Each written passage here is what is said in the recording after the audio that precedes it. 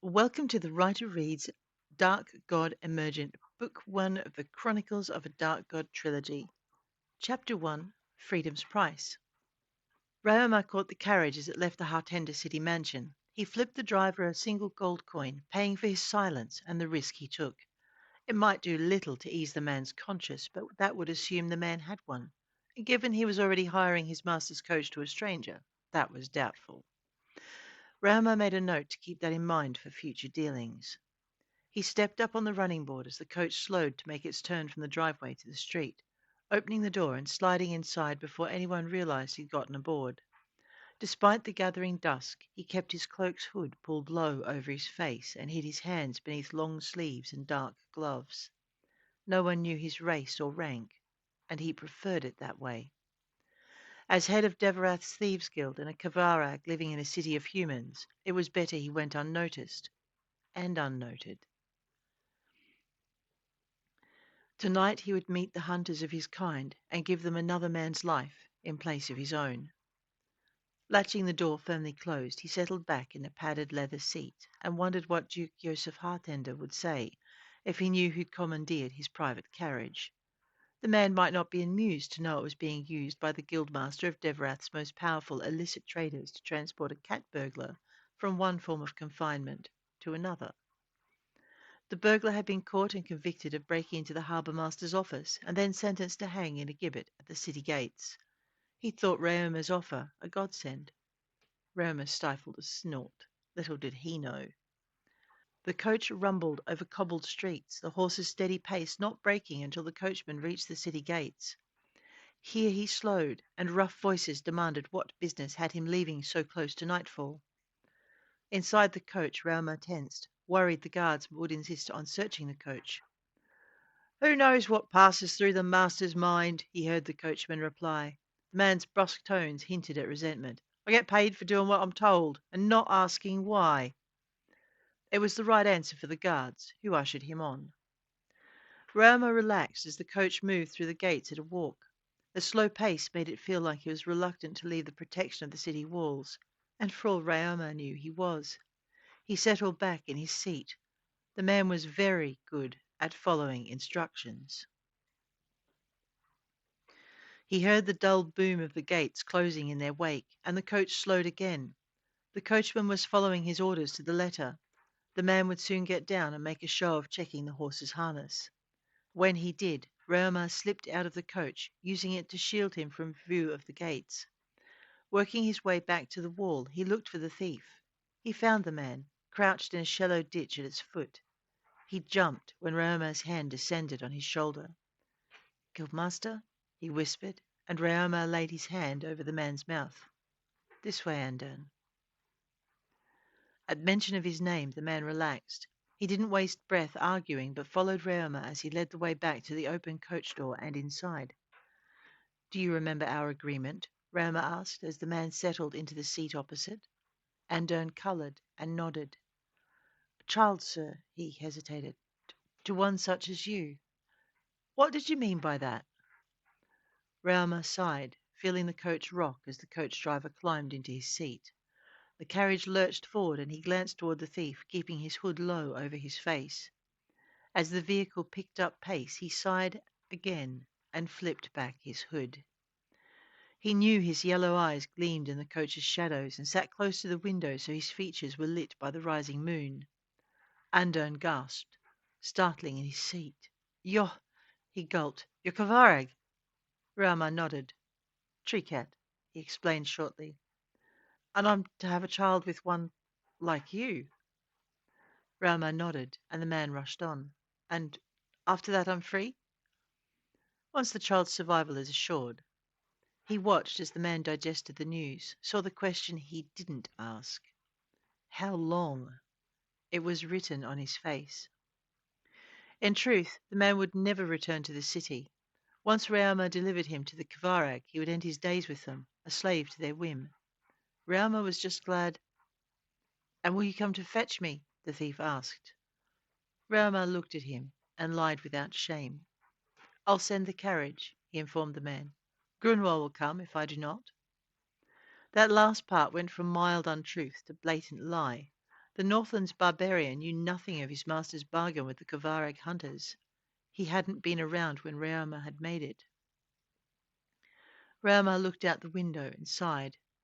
It had taken a sleeping spell to ensure he kept that pact a secret tonight.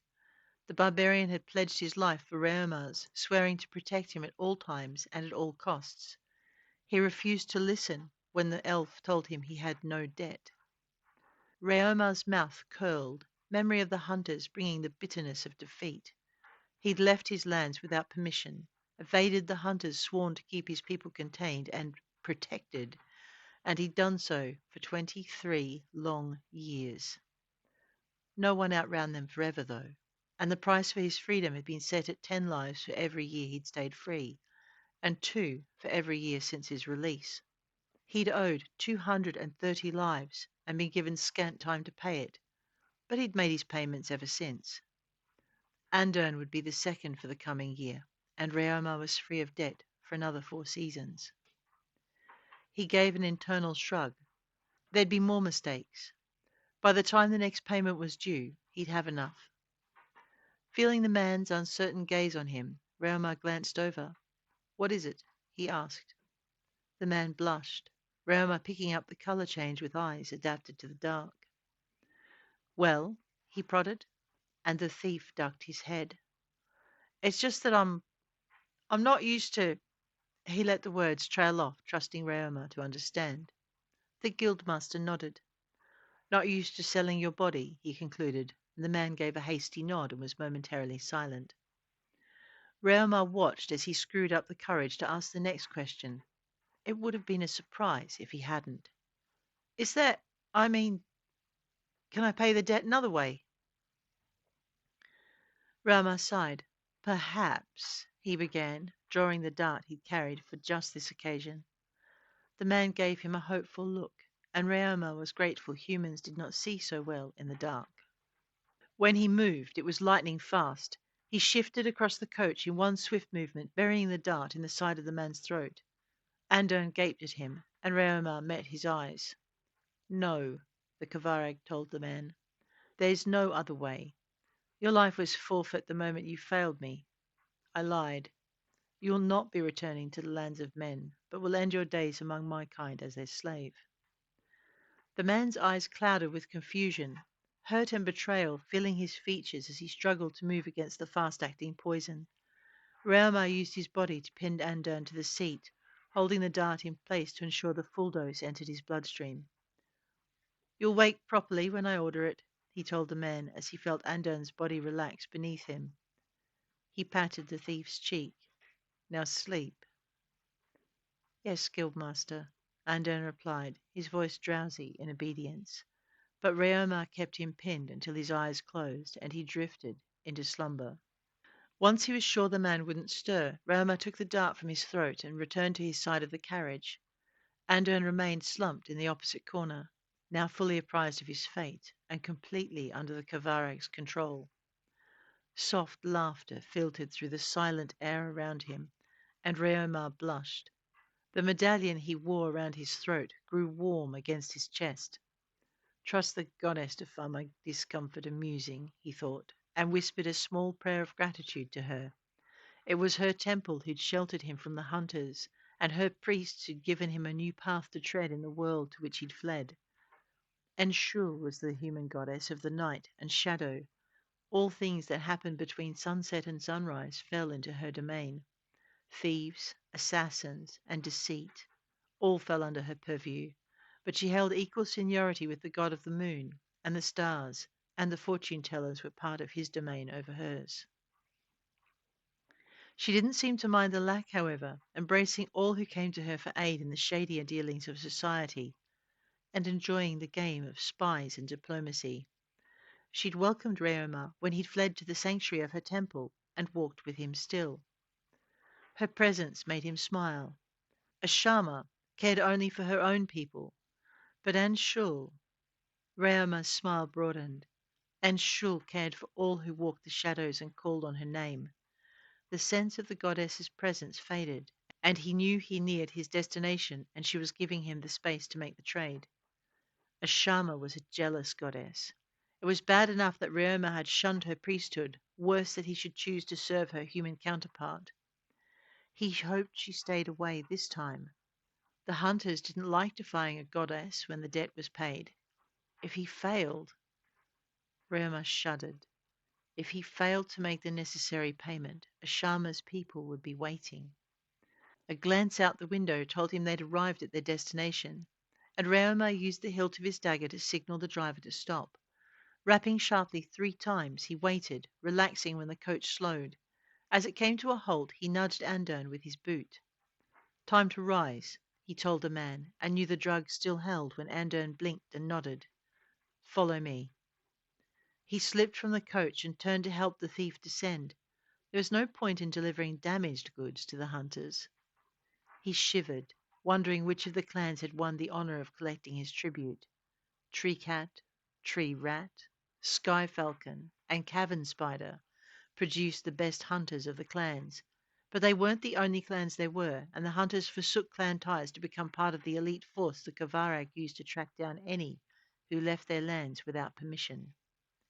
His own capture had been made by a combination of tree cat and sky falcon, and memory of it sent another shiver over his skin. They had taken him beyond the pursuit of his friends, as well as the protection of his goddess, and they'd forced him to accept the pact of lives or forfeit 200 years of his own.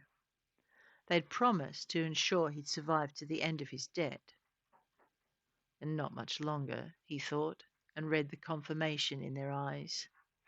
The memory chilled him, but he led the way away from the carriage, not looking back when he heard the coachman click his horses into a walk.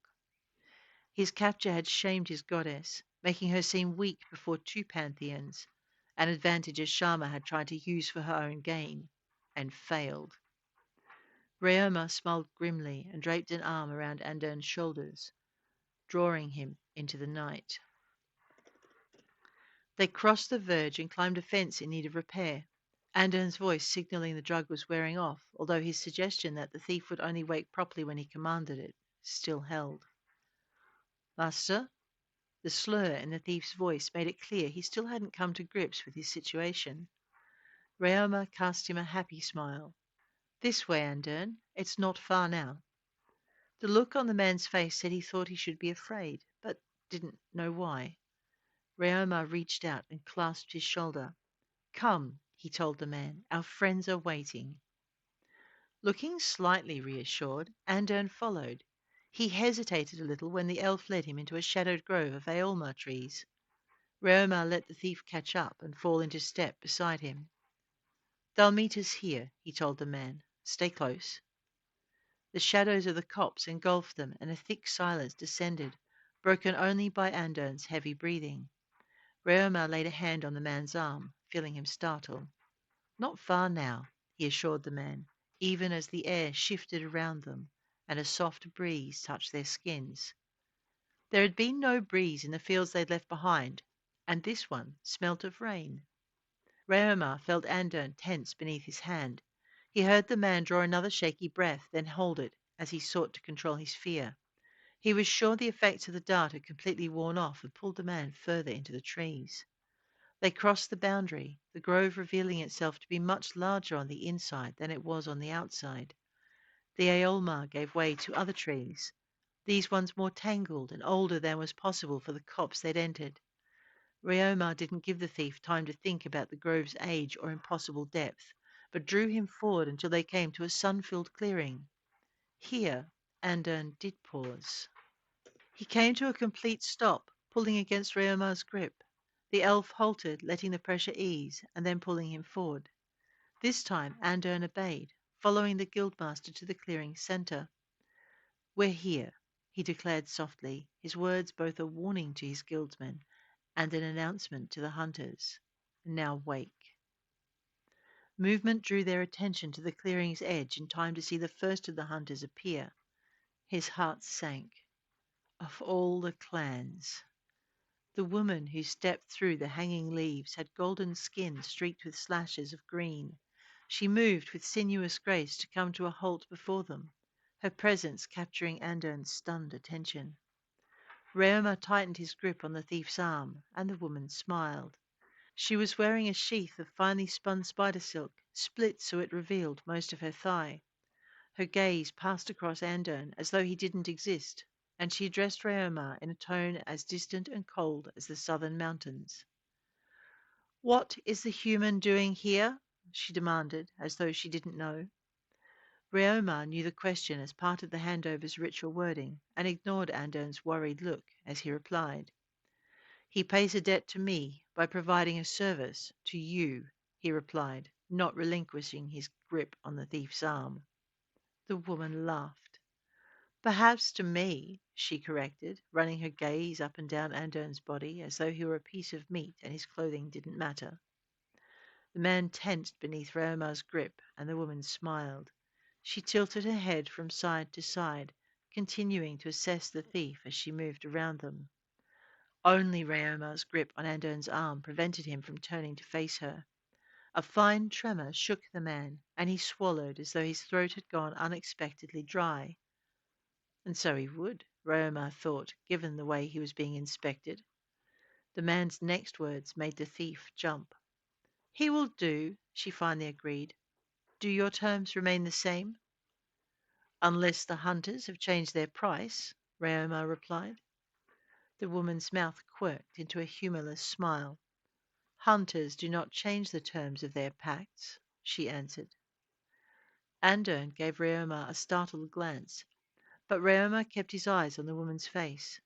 The grass rippled around them, and four more golden forms rose above it. Andern's body tensed under Raomar's hand, and he tightened his grip, turning slightly so he could watch the thief's reaction. A shiver rippled through the man, and Raomar did not blame him. Of all the tales told about the Kavarag, their ability to change to the form of their totem creatures was not one outsiders knew. He kept his grip tight as the golden serpentine forms rising above the grass thickened and grew limbs, their heads shifting from snake to humanoid as their bodies changed. "Clan Viper," Raomar acknowledged, giving one of the most feared clans of the Kavarag their name. "I am honored." The clan speaker tilted her head, appraising his sincerity. "We fought for the honor," she told him, and he noticed her pupils had become upright keyholes as she met Raomar's gaze and held it. A scale-like shimmer marred her flawless skin, and she flicked a surprisingly long tongue as she hissed at one of those newly risen from the grass to join them. The man dipped his head in acknowledgement and turned toward Andern. Raomar felt the thief pull against his grasp and held him harder, shaking him slightly. "Master," Andern began, realizing his situation. He crowded closer. "Master, please." Raomar leant in close. "Kneel," he whispered, emphasizing it by pulling down on the man's arm. He paused before adding, "Kneel, and you might live." "Master?" Raomar turned to face the thief and laid his free hand on the man's other shoulder, pushing him to his knees and holding him there until the viper hunters came alongside and rested their hands beside his. As soon as he was sure of their grip, Raomar stepped away. Fear filled the thief's gaze. "Master, I beg you," he began, as Raomar took 3 swift strides away. Raomar turned and met the guildsman's eyes. "I made a pact with the hunters, Andern," he told the man. "And you made a pact with me. My pact is complete. Make sure you honor yours." "But—" Raomar turned to face the woman. "He is yours," he told her, and she dipped her head with a sultry smile. "He may well be," she replied, tilting her head so her gaze slid over the kneeling thief. Andern caught the intent in her eyes and shot a terrified look at Raomar. "Please," he began, and received an open-handed slap for his trouble. "Silence!" the viper hunter ordered. "You have no master. Prostrate yourselves before our mistress of venom, Valanath, third lady of Clan Ashmareth Viper. It is her mark you will bear on your shoulder, your chest, and your cheek, and her whim that keeps you alive." Andern gulped, his eyes wide with fear as he looked from Raomar to the woman. The hunters pushed him forward until his forehead touched the earth. The man's protest was partly muffled by grass and earth, and the woman glanced towards Raomar.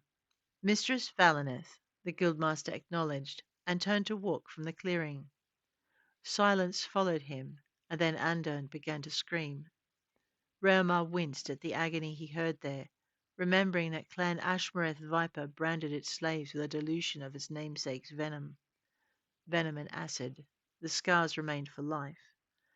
Andern's cry died to a whimper, and then his voice rose again, this time begging for mercy, before transitioning to a second drawn-out wail.